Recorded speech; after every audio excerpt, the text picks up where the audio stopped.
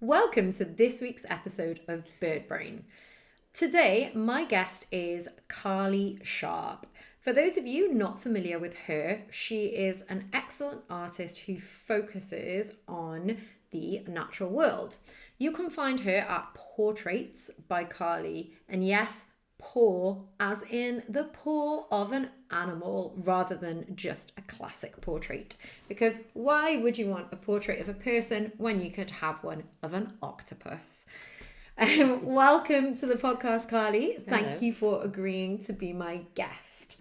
For people not acquainted with your work, can you please tell them what sort of things they can expect to find on your account and why you are drawing these things?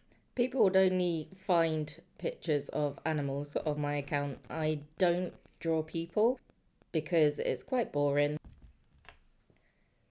Plus, drawing animals is far more fascinating than drawing people. Yeah, I can bet. We see people every day. How often do you see a tiger or a lion walking down the road?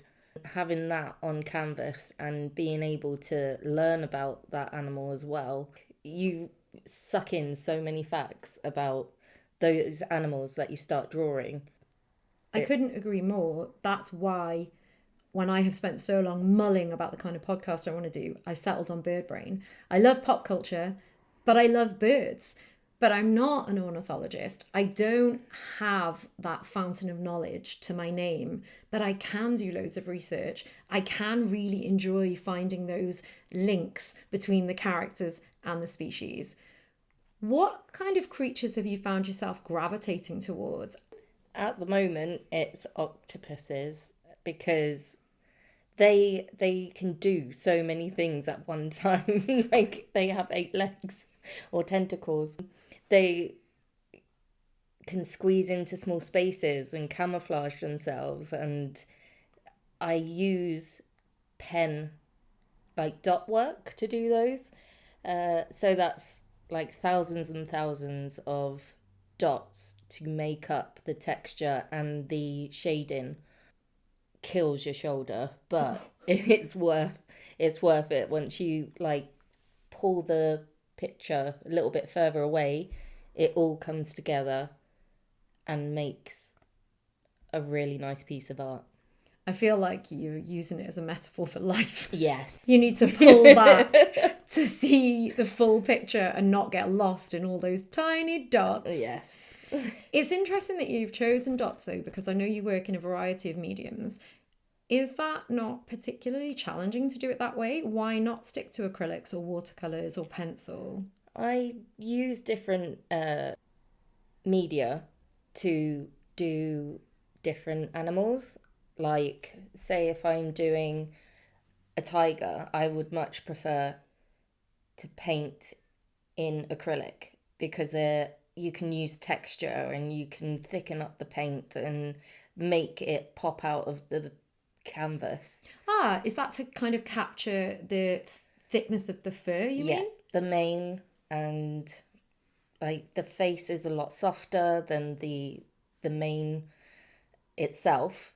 The mane is supposed to be thick and bushy and like flowing. So having that in acrylic just makes it pop a lot more. And I rarely use the colours that they're supposed to be. I go off piste and pick whatever colour I'm feeling at that time. Why? It makes me feel like I'm putting myself on the canvas as well. I just disappear into art, and it helps me get through the very tough times that we are all having right now. Is that why the octopus is so appealing? Its ability to do so many things at the same time, when often as humans we're Yeah. forced to tackle things one by one. Definitely, yeah. I think we all need to be an octopus. So, if somebody was going to commission you, what would be your dream commissions? Do you have any?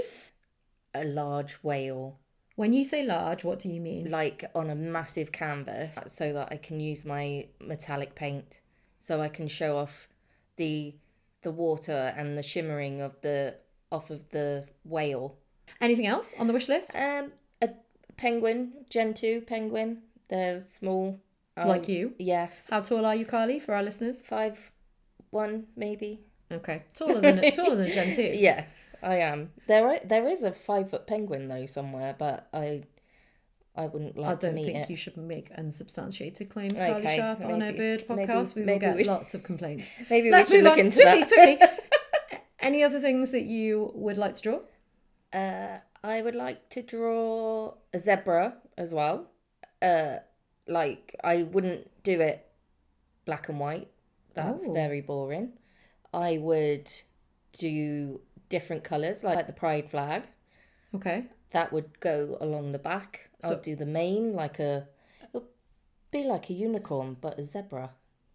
A uni-zebra. Is this a political statement? Yeah. Your zebra? Yes, a proud, what did you call it? a uni-zebra. A proud unizebra, but without the horn, right? Without the horn, yeah. Well, it would just be a zebra then, wouldn't it? Yeah, it would. I'm going to ask you a question that I ask all of my guests. Carly, can you please tell us what's your most memorable encounter with a bird? Okay, so I live very close to a park, which is huge. It has a lake and a conservatory. There's everything in this park.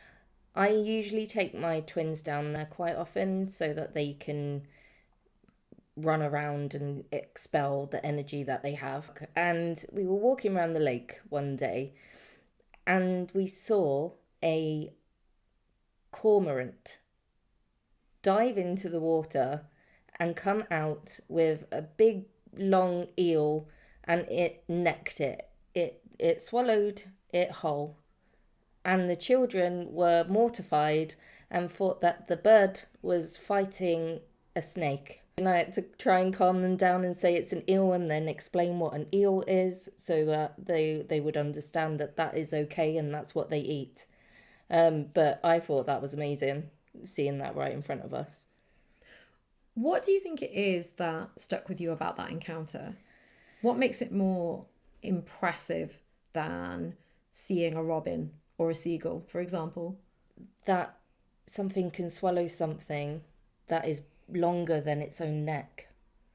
Like how did that get in there? I don't understand. Like you could see it wiggling in its throat. Did you have to show the children what an eel was when you got home? I did, yes. And explain to them that it's not a snake and it's not venomous and snakes do not live in the lake. Without any further ado, can you please tell our listeners who is the subject of this episode and what bird species do they belong to? We are doing the Penguins of Madagascar, and they are Adelie Penguins, and we will be focusing on the 4 main characters of that, which are Skipper, Kowalski, Private and Rico. There might be a theme with those names. What springs to mind, Carly? Army, because Skipper and Private are both army references. Skipper is the leader, the captain, and Private, he's down at the bottom. Kowalski also serves as second in command. He is literally Skipper's lieutenant.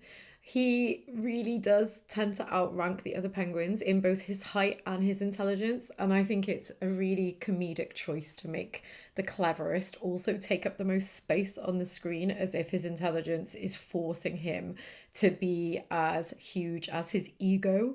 Kowalski forms plans for the group. He also takes notes for Skipper. He's just generally an excellent right-hand man. Which brings us finally to Rico, who has a different position within the group, being by far the most chaotic. Rico is the team's weapons and explosives expert, and aptly, he is also totally unhinged. On reflection, which is your favourite of these characters? Oh, I like them all, but my favourite would be Private, because he looks on the bright side of things all the time. He's very optimistic and childlike in his ways. Also, Private brings out the nicer side of the other penguins, right? That Yeah. have become a bit more hardened with their experiences in the world and captivity. He's like the mascot. And also, he's British, which brings more humour. Like, British people have a set kind of humour, and that comes through in the character. Makes it really relatable. Yes. Okay.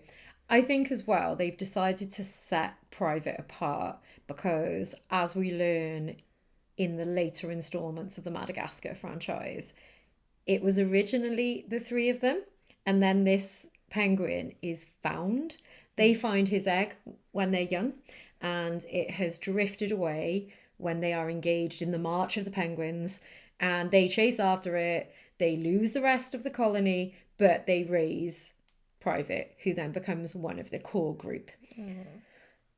Interestingly, I had a look into this because obviously, famously, emperor penguins do rear chicks and look after eggs that are not their own. So I wanted to see if the film had been accurate in this portrayal with Adelie penguins.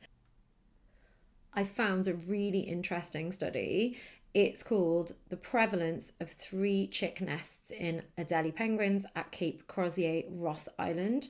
And this was worked on between the Oregon Cooperative Fish and Wildlife Research Unit, the Department of Fisheries and Wildlife, Oregon State University, Point Blue Conservation Science, and even the US Geological Survey. So a lot of heavyweights there. And I really enjoyed this study because, despite the fact that life history theory predicts that parents should not invest energy or resources into unrelated offspring, again and again, they found that Adelie penguins would raise three if given a chance. So, on the rare occasion that they laid three eggs, they would give all of those chicks a chance. And in circumstances where they came upon the egg of someone else or the chick of another breeding pair who for some reason had been separated, they would still go out of their way to raise all three. So even though strain would be put on a breeding pair if they were trying to raise three chicks, Adelie penguins, like emperor penguins, may actually end up doing that. They call it a supranormal clutch when an Adelie penguin has more than two eggs. And I just found that really adorable. And it's nice to know that the character overlaps with the real nature of the species, which often isn't the case in adaptations. Now, there are plenty of penguin characters we could have picked. You've obviously got Pingu, which I definitely vetoed because I cannot stand him.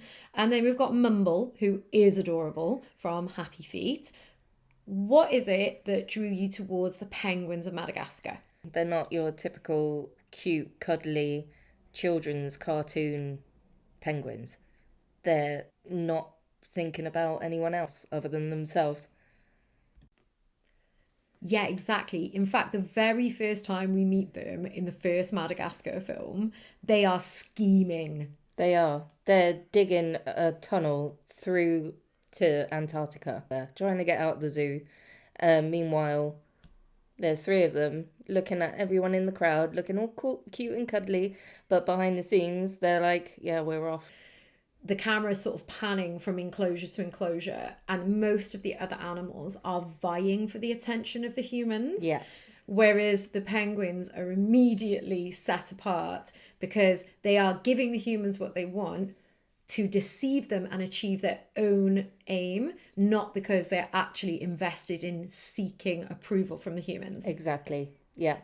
They dig and then they get into Marty's, the zebra, his enclosure, and he thinks that he's hit Antarctica. Kowalski thinks he has, but he has not. And he asks him where he's going, and I think that plants a seed into Marty's head that then they all want to go to the wild. but it's the penguins that are the catalyst. Yes. Yeah, and I quite think- like the way that that subverts. It's not the king of the jungle, is it? It's not the lion. No. It's not the mammals that we're closer related to that we might think are those thinkers. It's these kind of like cute birds that are the free thinkers. Yeah, I really appreciate that. In fact, I believe that their first line is also quite an interesting one. Smile and wave, boys. Smile and wave. Yeah, and it sets the tone, doesn't it, for what those penguins are going to be like every other time we see them. Yes. Scheming, plotting, trying to take advantage of a situation and not letting anything get in their way. Exactly. So going back to the scene where they pop out of the hole into Marty's enclosure, they have a little chat, brief chat, and then when they're saying goodbye, what makes me really laugh is that Skipper just waves his arms like some sort of magician and goes, "You didn't see anything," and just goes back into the hole and hides, and then that was it. I think something I really appreciate is that later into the film, when they finally get to Antarctica, do they have a good time? No, it's too cold. One of them says, "This sucks." And it's the opposite of what we're expecting, because obviously they've planned this meticulously and they've achieved their aim, and then once they're there, they're totally dismissive. And what's the upshot? They get back on the boat and then they go to Madagascar and they lie on sun loungers and get sunburnt. Their bellies are pink where they are basking in the sun, and I do not blame them at all. Yeah, and I mean, obviously, if they lived in a hot climate, they wouldn't really need all that blubber anyway. Yeah, I don't know why penguins live in such a cold place anyway. There's literally no point. Well, there's less predators. Well, they can't fly. So in hot countries, think about where their predators would be. Oh, right, on this. Okay, I get you. Okay, fair. So, I mean, there are penguins that live in places like New Zealand, but I think they're rockhopper penguins in New Zealand, but they can survive there because, again, New Zealand is a place that doesn't have any natural land predators for penguins, or it definitely didn't traditionally, because it was literally an island of birds until us colonisers started introducing our cats and our rabbits and you know, domestic pets like dogs, but they can still survive there because they don't have that land predator, unlike a lot of areas where a flightless bird just simply couldn't survive. Like a kiwi. Yes, exactly. I mean, what's happening to the kiwi is exactly what would happen to penguins if you think about it. A massive threat to the kiwi population is to do with the fact that their eggs get trampled. Things like rabbits will just usurp them from their homes and just stamp on the eggs by mistake, or turf them out. If you add to that anything that actually wants to eat a penguin, they're in trouble, which is why they can survive there. Polar bears would catch penguins, will catch penguins if they can, but again, it's like with any of the penguin's predators, there is no predator that is so adapted to catching them that it's a real threat to their numbers. The main threat to penguins is us. Yeah. The strange conditions that these penguins have to live in Antarctica has been well documented. Everybody now that's got any slight interest in penguins has seen a documentary or a picture of the huddle, right? Of the way that this mass of penguins, the emperor penguins, are rotating from the outside and in, and they're huddled against the blizzards. But to really put this into context, I was thinking a lot about the Terra Nova expedition, so Captain Scott's expedition. And there's this real strange disconnect between what is commonly known about that expedition and what Scott and his crew actually achieved. So everybody knows that they died and they failed to be the first people to reach the pole. In fact, they were beaten by a Norwegian crew 5 weeks earlier. Oh, that's sad. I know, but people seem to be pretty oblivious to the fact that that same crew also went on an insane jaunt in the heart of the polar winter to collect penguin eggs, and they were successful. What for? Well, I'm glad that you asked. Because they literally went because the eggs were supposed to reveal the evolutionary links between reptiles and birds. Oh, okay. Oh, okay. So they knew that they were there, and they were hoping that this would unlock our understanding of evolution.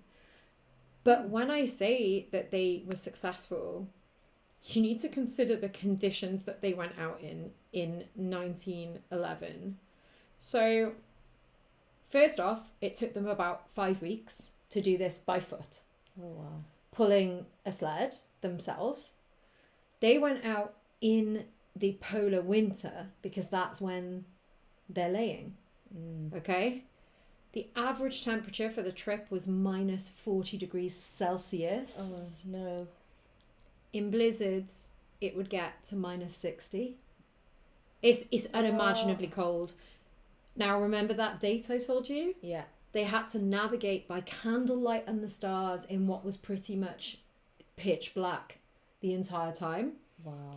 It took them 45 minutes every single night to chip the ice off their sleeping bags. In fact, in the only survivor's book, in his account, it's described as during the day, the sleeping bag froze flat like a slab of tombstone granite. Oh, Yeah. can you imagine? No, 45 minutes to just get into your sleeping bag to also still be freezing.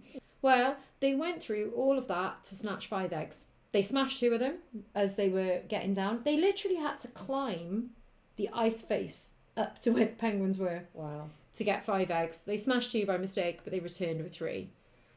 It is really wild because they went through all that, and sadly, it didn't prove anything about the evolutionary link between reptiles and birds.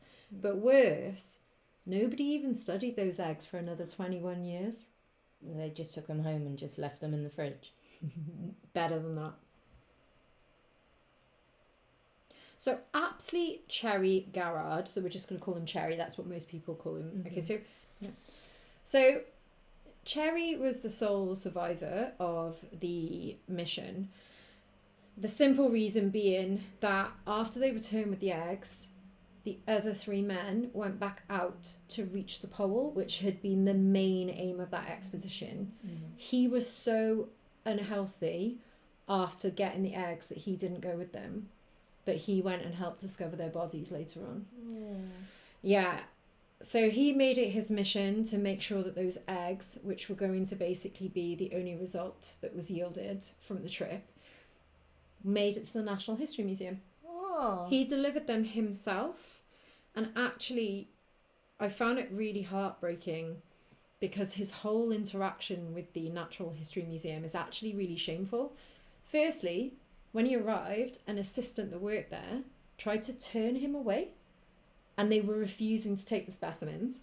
Wow. Secondly, when he was finally taken to somebody with seniority, they were really dismissive of him, and they kept him waiting while they spoke to somebody else that Cherry himself says they obviously deemed more scientifically worthy of their attention. Wow.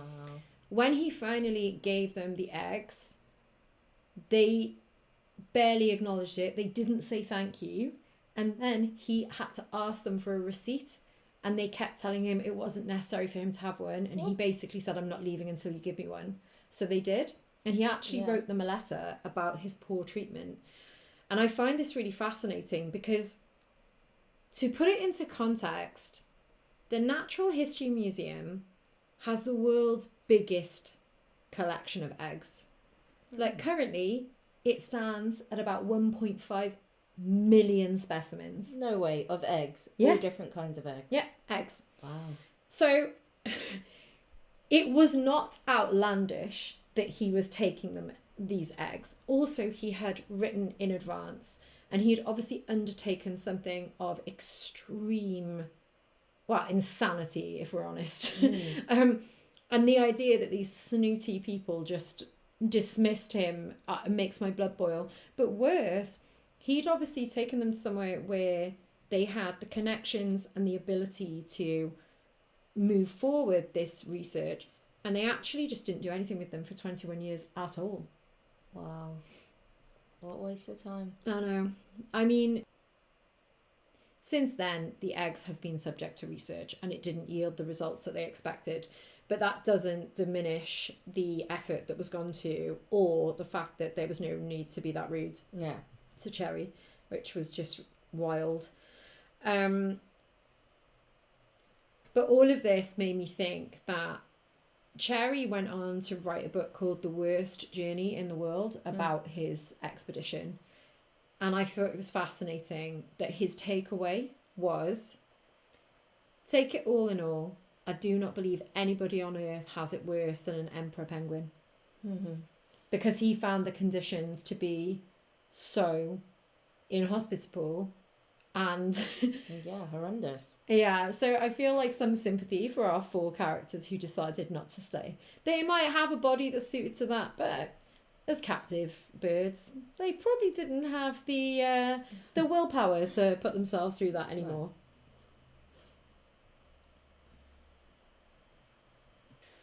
So you mentioned your love of horror films. Do you want a horror fact? Oh, I don't know. Yeah, that would be great. Ready for it? Yeah, come on. Okay. So, on the fateful expedition of collecting the emperor penguin eggs, sometimes the crew would catch penguins and burn them. Why? Because they were going to freeze to death, and the blubber on a penguin will burn for a very long time. Well, that's sad. I said, did you want a horror fact? Oh, because they mate for life, and then what if one of them takes... Well, maybe they took both. Is that better? No, it's still sad. Look, Kelly, that's not the kind of horror film that I like. Thank you very much. I prefer humans being tortured and killed, not animals. That is a line. Okay, but this is a podcast about animals, so... Yeah, but not being murdered and set alight. Yes, sorry about that. It's a bit much. It's a bit much! Everyone calm down. Ironically, of the 18 species of penguin, it's literally only the emperor and the Adelie that can even really claim to call the Antarctic continent their true homes. And yet, in the film, they're fleeing those harsh environments for warmer climes. They are. You can tell that the other animals are more reliant on humans as well. The penguins are far more resourceful. You can see Gloria panicked when she sees the penguin slide off the anchor onto the beach rather than the humans coming off of the boat. And she even says, "You, where are all the people?" And Skipper says, "We killed them and ate their livers." Being a massive horror movie fan, I got this reference straight away. Why? What's it from? From The Silence of the Lambs. Something most adults will get, apart from you. And I've seen that as well. I absolutely loved it. I loved that reference. Okay, because it's dark. Yeah, love a bit of dark humour. Okay. As an artist, what is your view of the animation of the penguins? They're great. I love the colours. They're true to what the animals actually look like. Monochromatic. To a point. Apart from the fact that Adelie Penguins have red beaks with a black tip, but the animated penguin beaks are orange. Oh, of course they are. Because everybody's always modelling their penguins off the bloody greedy emperor penguins with their flashy orange stripe, or the adorably cute Gen 2 penguins. And even rockhopper penguins have like an orangey red beak. But if you're going to do an Adelie penguin, it should not be orange. No, it should be done properly. Yeah, and like I mentioned earlier, I like to research the animals I draw. When I'm not listening to true crime, I have nature documentaries on. Oh, what are your go-tos? Oh, David Attenborough, always. Yeah. Okay. Love his voice. But I've recently been producing black and white drawings, so just like our little tuxedo wearing friends. They're this colour as camouflage, and this type of camouflage is called counter shading. So, in the art world, this means that the exterior surfaces that are most exposed to the light are darker than those pointed away from the light. So, it's opposite to typical shading. Okay. This is so that when the penguin's predators are above them, they can't see them as well because they are blended in with the darkness of the depths of the ocean. Oh, wow.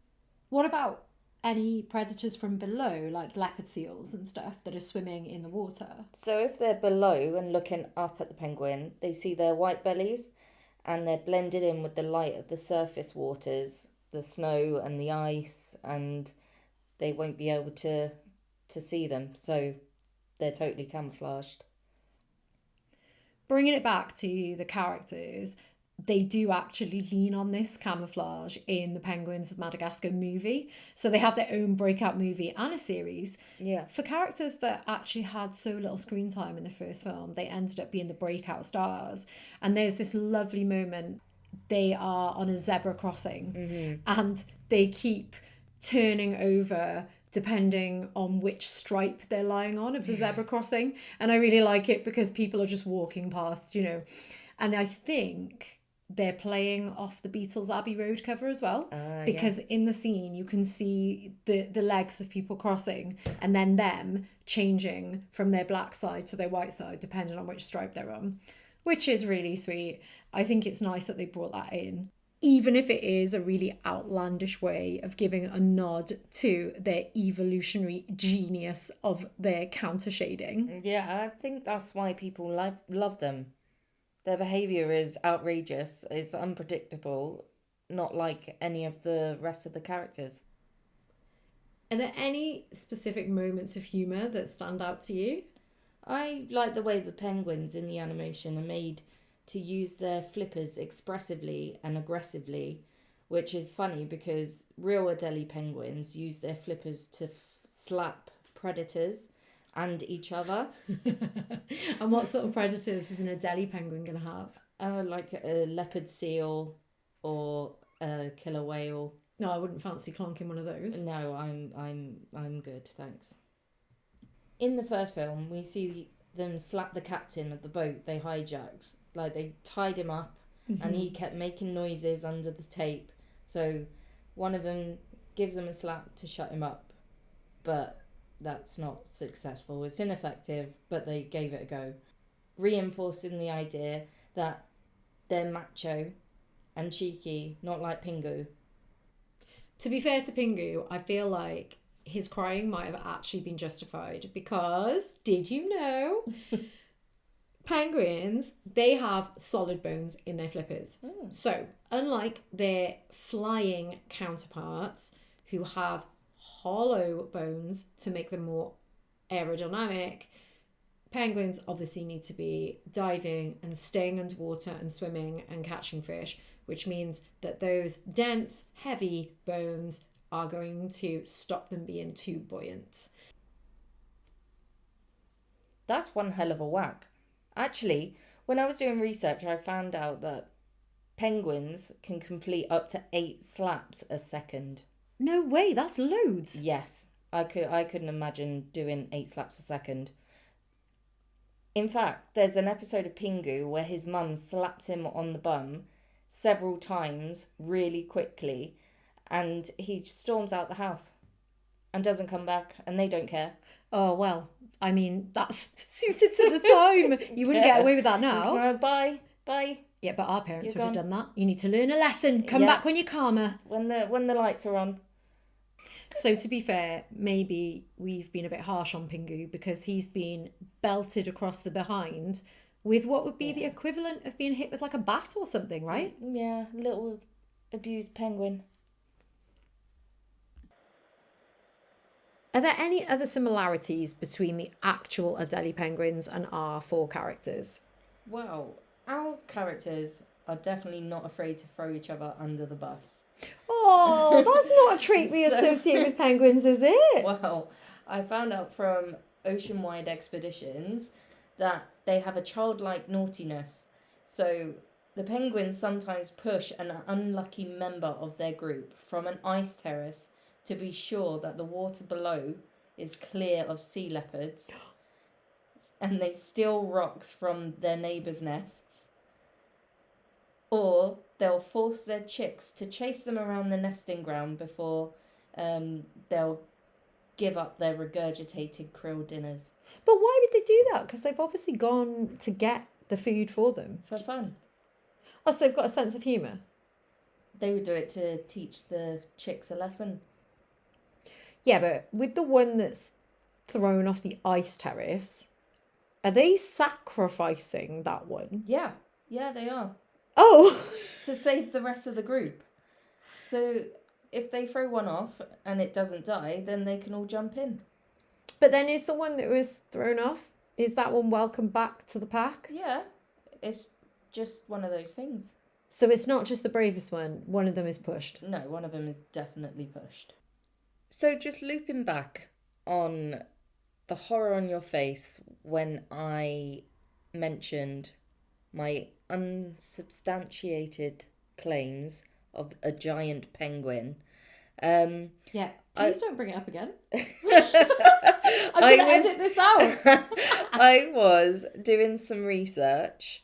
Good old research. Wait, is it actually a real thing? It is, but it's extinct now.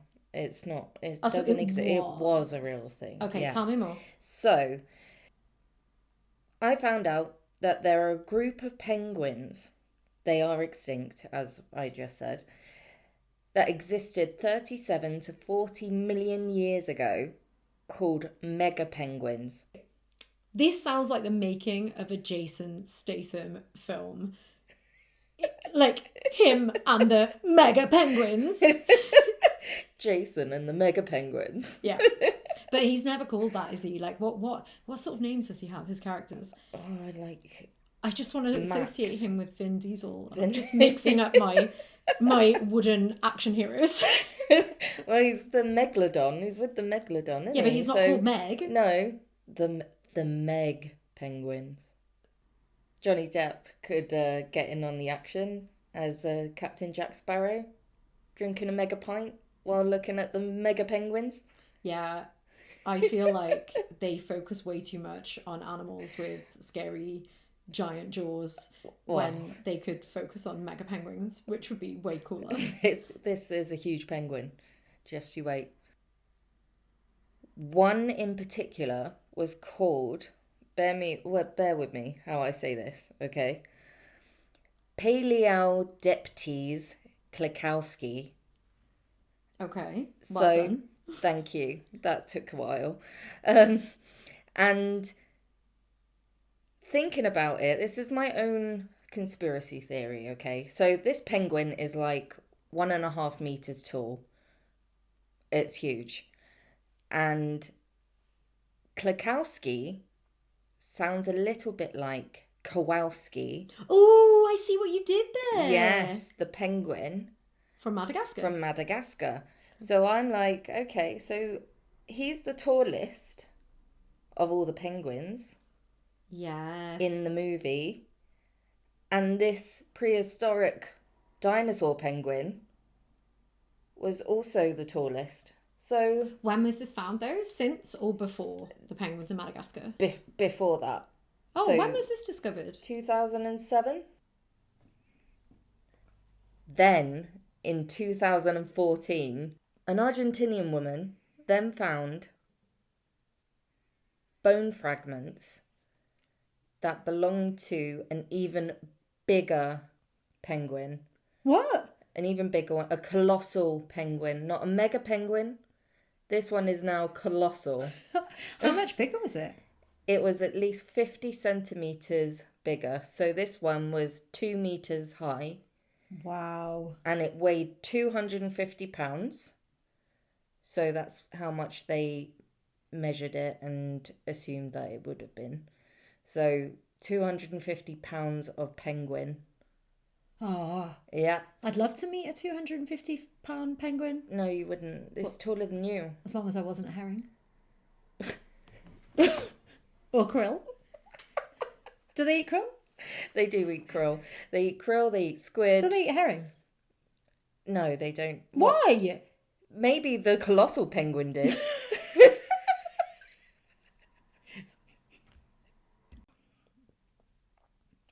I actually know the answer to my own question. I was just too caught up in the moment with the mega penguins to be able to concentrate. So let me just correct myself and get back some points from any potential ornithologists listening to this. All penguins eat small fish. Therefore, they would be chewing on herrings because they actually don't grow to be that huge. In fact, penguins really do like the small schools of fish like sardines, smelt, and anchovies, along with herrings. Basically, it depends on the type of penguin, what they're eating. Only 4% of a chinstrap penguin's diet consists of fish, whereas our bigger, popular emperor penguin, about 90% of its diet is fish. But I tell you what, they all like to feast on squid. Just going back to the point of where you said the birds chew their food. Like other birds, as you should know, penguins don't have teeth. Instead, they have backward-facing, fleshy spines that line the inside of their mouths. Listen, Carly, they are using them in the same way as we use teeth. They don't chew, they eat their food whole. So, just Then why have they got those weird spiky to things help at all? glide it down their throat. You don't need spikes to glide. I would say that creates more friction. Well, if you're eating a squid, you do. Otherwise, it'd just slip out. You need fleshy spines to help glide the squid down your throat. Well, that's disgusting. I feel like we've come full circle to the cormorant and the eel. Oh, yes, we have. Yeah. Another weird thing about penguins' mouths, they actually have a really, really weak sense of taste. So there's been studies that show that they have a complete lack of sense of sweetness, bitterness, and umami, which is umami, which means meatiness. So that essentially leaves them only being able to differentiate between sour and salty things. Interesting. So speaking of salty, you know they live on the ocean, so they swallow a lot of seawater. They actually have a gland just above their eye that filters the salt water from their bloodstream so they don't get dehydrated.